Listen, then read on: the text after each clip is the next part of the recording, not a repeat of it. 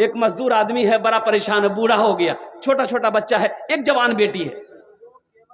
मजदूर मंडी पे जाता था ना मजदूरी करने के लिए, कोई आदमी उसको मजदूरी पे नहीं लगता था, बोले वो बूढ़ा आदमी है, काम धंधा करना पता है ये नहीं, इसको ले क्या करेंगे। जवान सबको लेके जाता था, बूढ़ा को छोड़ देता था।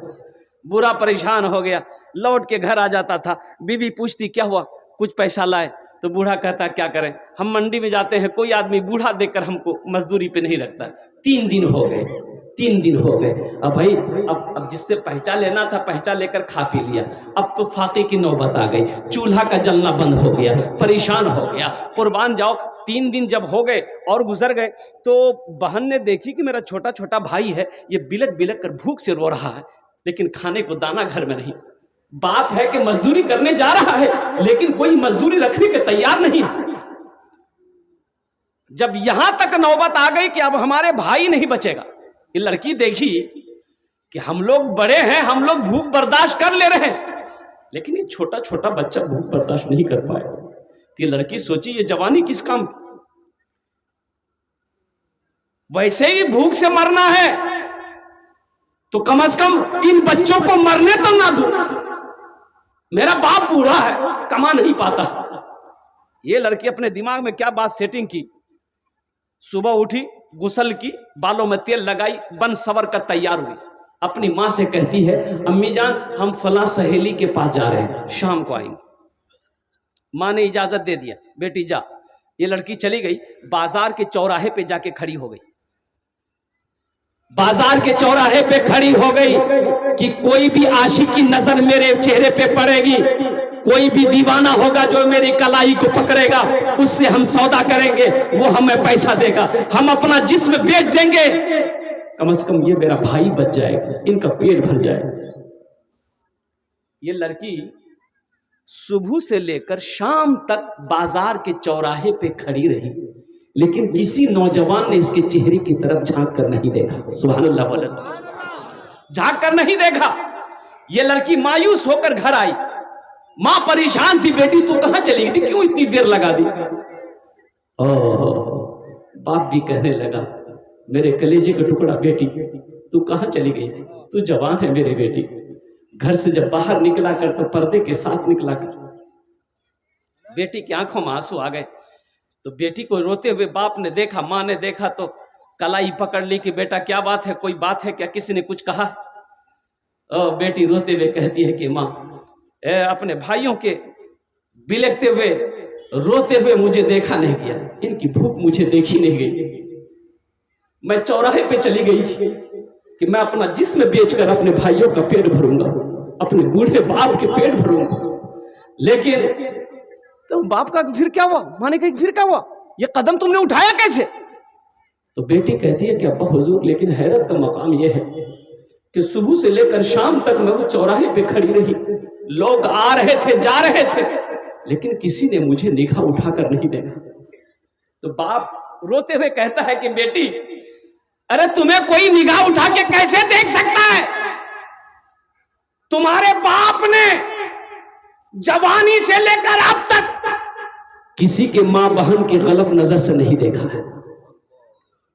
हमने जब किसी के मां बहन को गलत नजरों से नहीं देखा है, बहू बेटियों को नहीं देखा, तो मेरी बेटी को कोई गलत नजर से कैसे देख सकता है?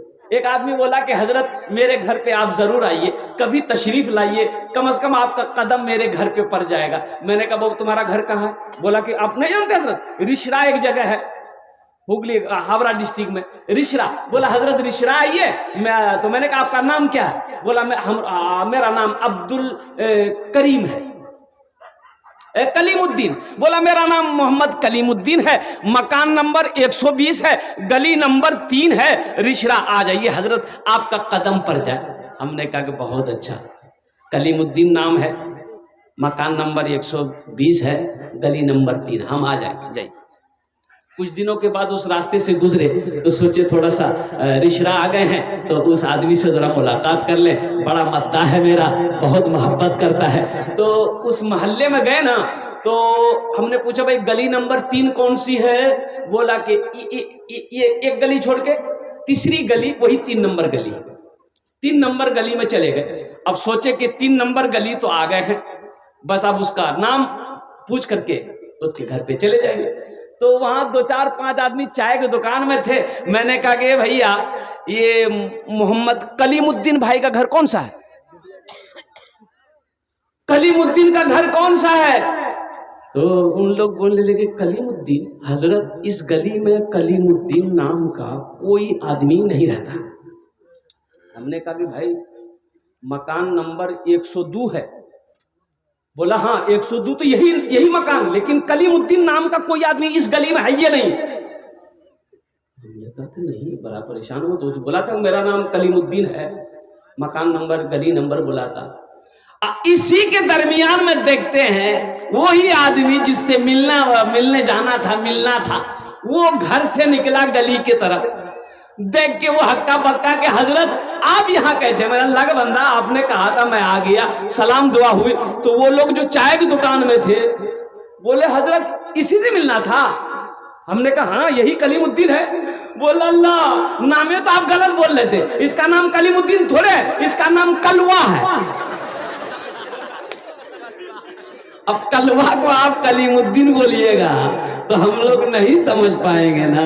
इसलिए नौजवानों, अल्लाह के नबी ने इरशाद फरमाया अपने बच्चों के अच्छे नाम रखो, नाम का जात पर असर होता है। इसलिए देखो माँ बाप के बेशुमार हुकूक औलाद के ऊपर में है, लेकिन औलाद के भी कुछ हक माँ बाप के ऊपर में है।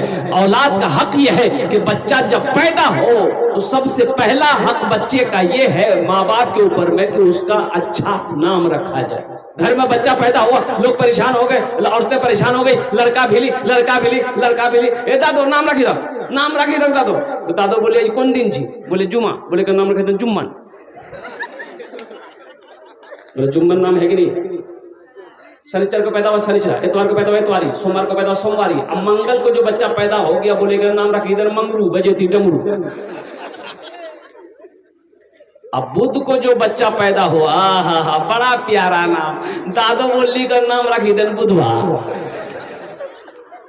बोलो जिस बच्चे का नाम बुधवा होगा, बताओ उस बच्चे की जिंदगी क्या होगी?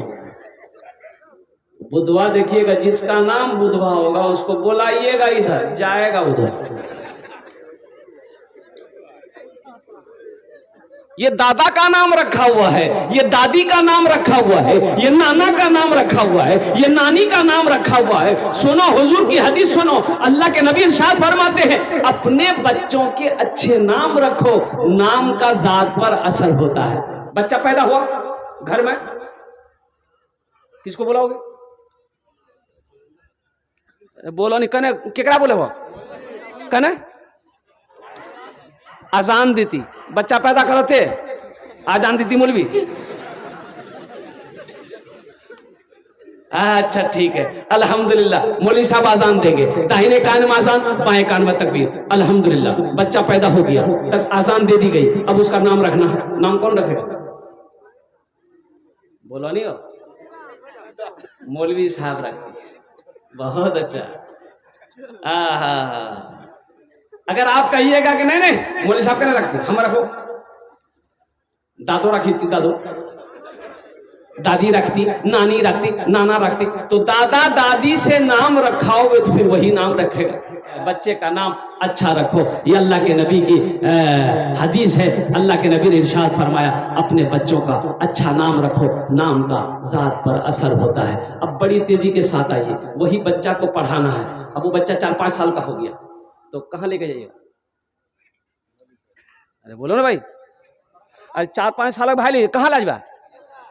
मदरसा कि एम उम्मे? कुछ लोग चाहते हैं नहीं नहीं नहीं नहीं मदरसा में नहीं पढ़ेंगे, मदरसा स्कूलों पढ़ती हो, इंजीनियर बनेंगे, डॉक्टर बनाइए तो अच्छी बात है अल्हम्दुलिल्लाह। इंजीनियर बनाइए, डॉक्टर बनाइए, प्रोफेसर बनाइए, वकील बनाइए, मास्टर बनाइए। अल्हम्दुलिल्लाह हमारी कौम को सबकी जरूरत है, हमारी कौम को सबकी जरूरत है। लेकिन मेरे नौजवानों, मेरे भाइयों, मैं चाहता हूं कि मेरा बच्चा बंगला भी पढ़े, हिंदी भी पढ़े, संस्कृत भी पढ़े, मराठा भी पढ़े, पंजाबी भी पढ़े, उड़िया भी पढ़े, दुनिया का हर भाषा मेरा बच्चा पढ़े। लेकिन मैं चाहता हूं कि मेरा बच्चा सबसे पहले जो पढ़ेगा वो अल्लाह का कुरान पढ़ेगा। और अपने बच्चे को कुरान पढ़ा दो, कम से कम मर जाएंगे ना तो यही बच्चा कुरान पढ़कर दुआ कर देगा, शायद अल्लाह आपके गुनाहों को माफ कर देगा। पढ़ाएंगे अपने बच्चों को कुरान? भाई कितने लोग तैयार हैं?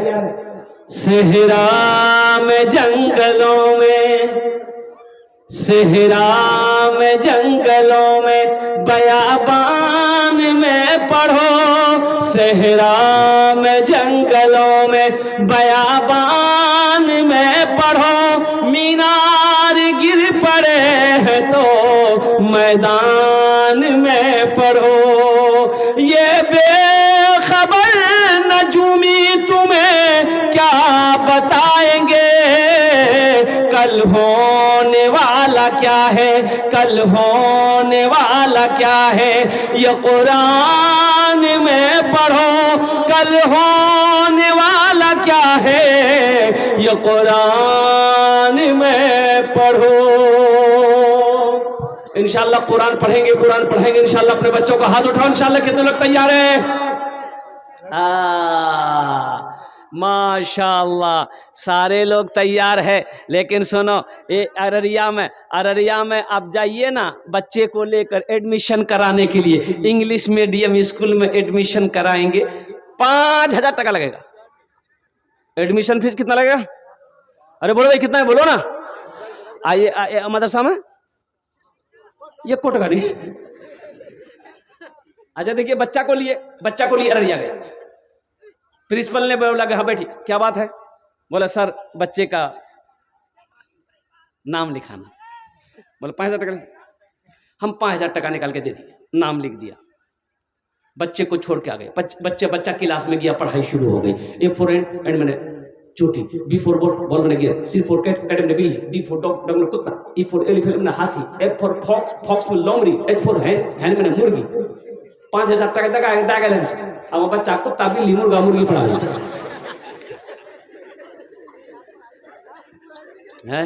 सोचो, हम मना नहीं करते अपने बच्चे को शौक से अंग्रेजी पढ़ाओ, हिंदी पढ़ाओ, संस्कृत पढ़ाओ, लेकिन सुनो मुसलमानों, सुनो, सबसे पहले अपने बच्चे को अल्लाह का कुरान पढ़ाओ।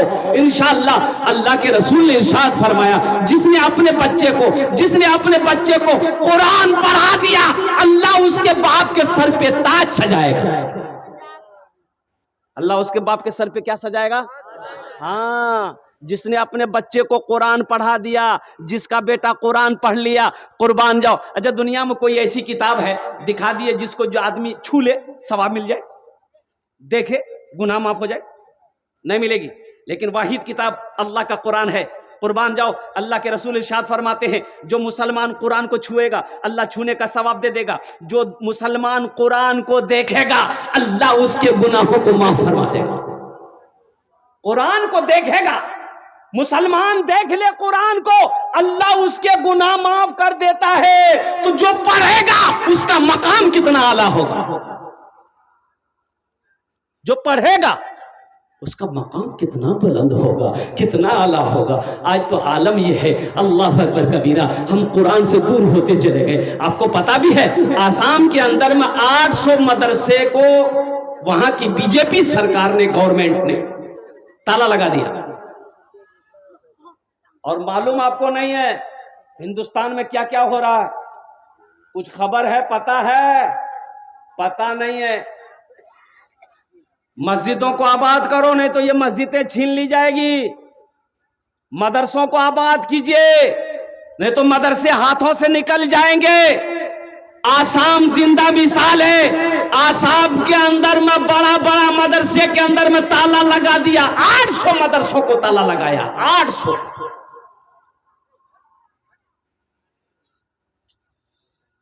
आज हम मदरसा को देख के भागते हैं, मकतब को देख के भागते हैं, मौलवी को देख के भागते हैं। दरवाजे में बैठा है कुर्सी लगा के घर वाला, देखा मौलवी साहब साइकिल लेके आ रहा, देखा घुस से अंदर घुसी गई। अब बेटा कहिए, बेटा जो दरवाजा मौली साहब चंदा ली, पूछतो नहीं बाबा कहाँ गई, बोली जी खेत चलो गई। नबी के सुन्नत के मुताबिक निकाह करना। ए नौजवानों सुनो, सुन्नत के खिलाफ निकाह मत करना, सुन्नत के खिलाफ शादी मत करना। सुन्नत के खिलाफ शादी करोगे तो जो बच्चा पैदा होगा गूंगा होगा, बहरा होगा, लंगड़ा होगा, काना होगा, अंधा होगा। और नबी के सुन्नत के मुताबिक शादी करोगे तो जो बच्चा होगा नेक और साले होगा, फरमा बरदार होगा, वही बच्चा तेरा मुत्तकी बनेगा, वही बच्चा तेरा हाफिज कुरान बनेगा, वही बेटा तेरा आलिम दीन बनेगा, वही बेटा तेरा इंजीनियर बनेगा, वही बेटा जब तुम बूढ़ा हो जाओगे तेरी खिदमत करके जन्नत में घर बनाएगा। ये निकाह का अमल बड़ा अच्छा अमल है, बड़ा अच्छा अमल है। अल्लाह के रसूल की बारगाह में एक साहबी ने पूछा, या रसूल अल्लाह किस काम में बरकत है, किस चीज में बरकत है? कुर्बान जाइए, आमिना के लाल ने इरशाद फरमाया, निकाह में बरकत है, निकाह में बरकत है। पता चला निकाह करो, निकाह में बरकत है, तो उस निकाह में बरकत है जिस निकाह को नबी के सुन्नत के मुताबिक किया जाए, उस निकाह में बरकत है। इसलिए नौजवानों, नबी के सुन्नत के मुताबिक निकाह करो। और एक पैगाम लेते चलो, अल्लाह ने कहा कि मोमिनो जब तुम चलो रास्ते में, जब तुम चलो अपनी निगाहों को नीची रखो। कहाँ रखो? हाँ, कहाँ? जमीनों के नीचा में? अरे अपनी निगाहों को, अल्लाह का कुरान कहता है अपनी निगाहों को नीची रखो। तो इसका मतलब क्या है? नीची कैसे रखेंगे? तो जब रास्ते में चलो तो झुककर चलो, अपनी निगाहों को नीची रखो। और सुनो, पहली नजर माफ है, पहली नजर। अगर रास्ते में चल रहे हैं, अब भाई रास्ते में चल रहे, कोई लड़की पे नजर पड़ गई, कोई औरत पर नजर पड़ गई, तो पहली नजर माफ है ना। नजर पड़ी, नजर झुका लो, नजर हटा लो, ये माफ, अल्लाह माफ कर देगा, इसकी पकड़ नहीं। लेकिन घूर घूर के देखोगे, हो वो कितना खूबसूरत चीज हो, फिर बख्शिश नहीं है, फिर माफी नहीं है, माफी नहीं। अल्लाह ने कह दिया अपने नीची को, अपने नजर को, अपने निगाह को नीची रखो। और सुनो मेरे बच्चों, नौजवानों, तुम ताक झांक करना छोड़ दो, ताक झांक करना छोड़ दो, निगाहों को। एक बात याद रखना, ज़िना सिर्फ मिलने का नाम ज़िना नहीं है, आंख का भी ज़िना है, आंखों का भी ज़िना है। इसलिए अपनी आंख को ज़िना से बचाओ, बुरी नजरें किसी को पर ना डालो, किसी की मां बहन को ना देखो, इसलिए कि किसी की मां बहन को बुरी नजर से देखोगे, अल्लाह की बारगाह में पकड़ हो जाएगी। हम कहते हैं, सुनो, जब अल्लाह ने इजाजत दिया, तुम तंग झक्का करता है? एक पसंद है कर लो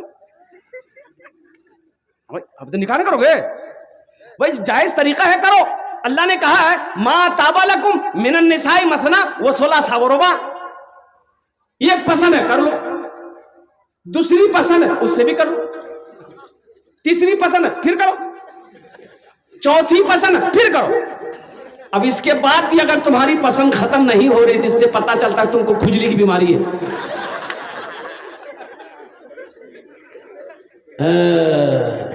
लेकिन सुनो, आगे अल्लाह आयत में कहता है कि अगर तुम 2 बीवी 4 बीवी कर लेते हो, अगर उन चारों तीनों दुओं के दरमियान में इंसाफ नहीं कर पाओगे, अदल नहीं कर पाओगे, तो तुम्हारे लिए एक ही काफी है, तुम्हारे लिए एक ही काफी है। और सुनो, अगर तुम एक को भी हलाल कमाई से खाना नहीं खिला सकते, कपड़ा नहीं पहना सकते, हलाल रोजी नहीं खिला सकते बीवी को, ताकत बदन में नहीं है, परवरिश नहीं करते, तो तुम शादी मत करो। एक तस्बीह ले लो, पहाड़ पर चढ़ जाओ, अल्लाह अल्लाह करते करते मर जाओ।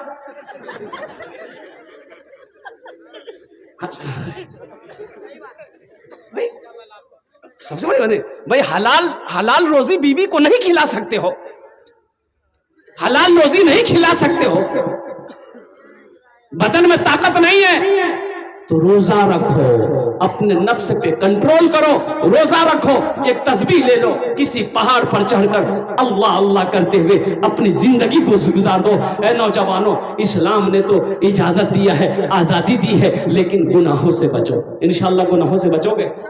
कितने लोग तैयार? इंशाअल्लाह बदनिगाही से बचेंगे, अपने निगाहों को बुरी बातों से, बुरी जगहों से अपने निगाहों की हिफाजत करेंगे। एक बात याद रखना नौजवानों, एक बात याद रखना, एक बात याद रखना, पाक दामन रहो। इंशाअल्लाह, इंशाअल्लाह जब तुम शादी करोगे तो पाक दामन बीवी मिलेगी। बात समझ रहे हैं? बात समझ में आ रही है? अपने दामन को पाक रखो, बीवी भी पाक मिलेगी। अगर अपने दामन को नापाक रखोगे ना, यहां भी हाय वहां भी होए, वहां भी आई लव यू वहां भी थैंक यू, ये करते रहोगे ना तो जो बीवी मिलेगी ना वो भी उसी कैटेगरी की मिलेगी। अल्लाह ने कुरान में कहा है कि पाक मर्दों के लिए पाक बीवी है, पाक मर्दों के लिए पाक बीवी अल्लाह ने इंतजाम कर रखा है। इसलिए नौजवानों, अपने दामन को पाक और साफ रखो, अपनी निगाहों को हमेशा पाक रखो और कुर्बान जाओ, किसी की बहू बेटी पे गलत नजरें ना रखो। अल्हम्दुलिल्लाह, एक बादशाह को मुर्गियों से बड़ा प्यार था, बहुत सारी मुर्गियां पाल के रखा था बादशाह। तो वजीर से पूछा कि वजीर ये बताओ, एक दिन में एक मुर्गी कितनी अंडा देती है? तो वजीर बोला कि हुजूर एक दिन में एक मुर्गी एक ही अंडा देती है। तो बादशाह बोला कि नहीं, हमको दो चाहिए, जो मुर्गी 2 अंडा दे उसको छोड़ दो, जो 1 अंडा दे ना उसको ज़िबा करके मेरे पास ले। बादशाह चला गया, वजीर तमाम मुर्गियों को जमा किया, बोला खैरियत नहीं है, अगर जान की बख्शिश चाहते हो तो 2-2 अंडा दो।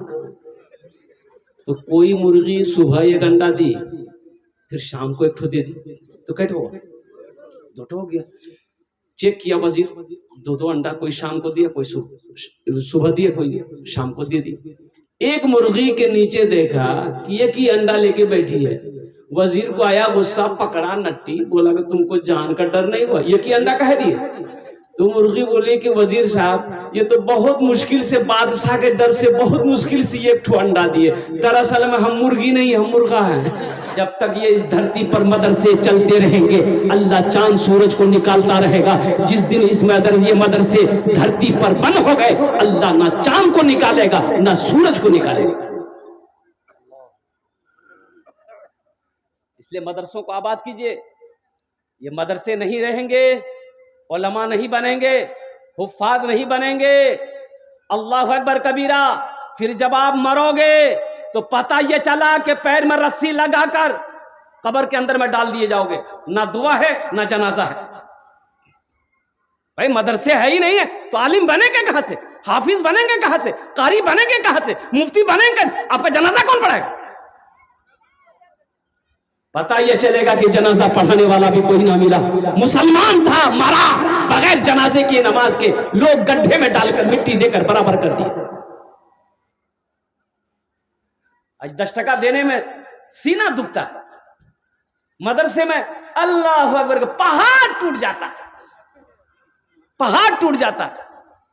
अब देखिए ना, कुर्बान जाइए, शादी करेगा 20,000, वो डीजे डीजे, हाँ ये डीजे, बाप रे बाप, तौबा तौबा।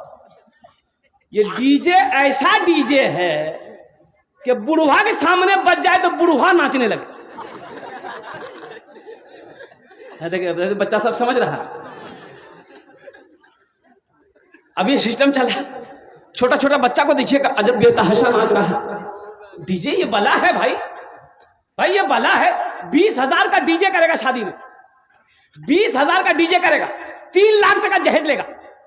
अच्छा निकाह पढ़ाने जाइएगा ना, निकाह पढ़ा दिए, पूछेगा हजरत कितना बोला ना, 500 टका धोनी हो भाई, तू राशनी मांग कर जाओ, जय जाओ निकाह पढ़ा मांग कर जा। अजय 3 लाख टका थे जो घुटले से, वो पैसा हलाल है?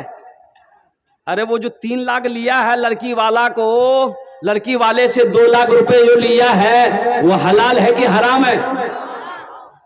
जायज है। ये निकाह का पैसा तो जायज है। हमने निकाह पढ़ाया, 500 टका निकालो। तुमको तो खुश होकर डीजे वाले को 20,000 दे सकता है, हमको 5,000 नहीं दे सकता। नानी मर गई भाई, इसी में मदरसा भी है, इसी में मस्जिद भी है, अब क्या कहते हैं कि सबको देना है। तो इसलिए मुसलमानों, अल्लाह पैसा दे तो हलाल कामों में खर्च करो, नेक कामों में खर्च करो। इसलिए एक बात याद रखिएगा, नमाज के बारे में एक सवाल मेरा अल्लाह करेगा, नमाज क्यों नहीं पढ़ी। रोजा के बारे में सवाल होगा, रोजा क्यों नहीं रखा। हज के बारे में सवाल होगा, दौलत दिए हज क्या नहीं किए। लेकिन माल के बारे में 2 सवाल होगा। माल के बारे में कैसे सवाल करेगा अल्लाह? 2 सवाल करेगा अल्लाह। मेरा बंदा आ जाओ, माल कहां से कमाया, हिसाब दे। कितना 61-62 किया, हिसाब। आपने हिसाब दे दिया, फिर अल्लाह अब माल कमाने का हिसाब दे दिया आपने। अब फिर मेरा अल्लाह कहेगा, अब ये माल को खर्च कहां किए, इसका हिसाब दो। तब डीजे निकलेगा। अल्लाह के फरिश्ते इतना झाड़ू मारेगा ना सर में, सर का बाले उड़ा देगा। और एक बात याद रखिएगा, जिसका पैसा जैसा होगा वैसा ही खर्चा होगा। हाँ, हलाल पैसा गलत रास्ते में खर्च नहीं कर होगा। हलाल कमाने वाले का पैसा गलत रास्ते में खर्च नहीं होगा। और कुर्बान जाओ, इसलिए मुसलमानों, इसलिए नौजवानों, अपने मकातिब को, अपने मकतब को, अपने मदरसे को, अपनी मस्जिदों को, अपने खानकाहों की हिफाजत करो, आबाद करो। अल्लाह तुम्हें आबाद करे। इंशाअल्लाह मदरसे को आबाद करेंगे मेरे भाई, अरे करेंगे, मकतब को आबाद करेंगे इंशाअल्लाह। मुझे इस मजमे के अंदर में 10 आदमी चाहिए इंशाअल्लाह। उनार जो ने हम 5 दुआ करो। कत दुआ करो बोलो? अरे कितनी दुआ करेंगे बोलो ना भाई? 5 दुआ करेंगे इंशाअल्लाह।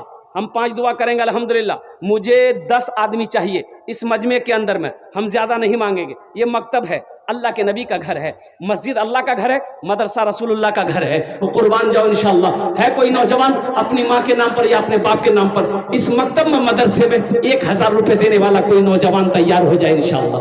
है कोई नौजवान? देखना चाहता हूँ, है मुसलमानों, ईमान देखना चाहता हूँ अररिया वालों के। अल्हम्दुलिल्लाह सुम्मा अल्हम्दुलिल्लाह। हरिया 12 के मुसलमानों की जज्बा क्या है, क्या हौसला है। अल्हम्दुलिल्लाह मैं जानता हूँ बड़े बड़े सखी लोग, पैसे वाले लोग, बिजनेस। ये देखिए एक नौजवान, अच्छा बैठी के लिए बहुत तेजी के साथ बैठी।